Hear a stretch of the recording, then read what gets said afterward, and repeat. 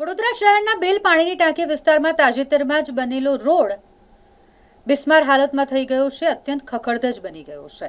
હમણાં જ આ રોડ બનાવવામાં આવ્યો છે થોડા સમય પૂર્વે, અને આ રોડની કપચી ઉખડી રહી છે, રોડ ઉખડી રહ્યો છે। આ રોડ બનાવવામાં ભ્રષ્ટાચાર આચરવામાં આવ્યો હોય તેવું સ્પષ્ટ દેખાઈ રહ્યું છે।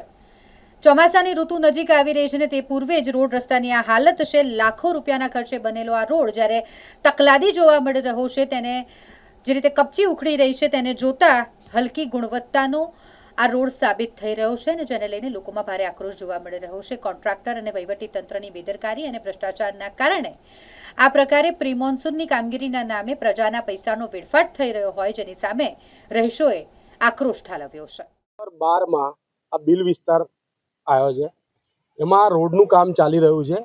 એટલું થર્ડ ક્લાસ કામ છે એમનું, જે આખો રોડ એક હાથથી અને પગથી એક ઠોકર મારે તો નખ ના જાય પણ રોડ ઉખડી જાય એવું આ કામ કરીને ઊભા છે કોન્ટ્રાક્ટરો।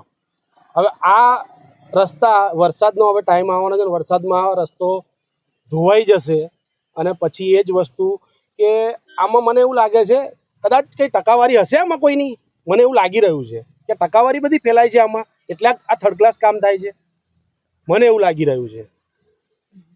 અક્ષયભાઈ।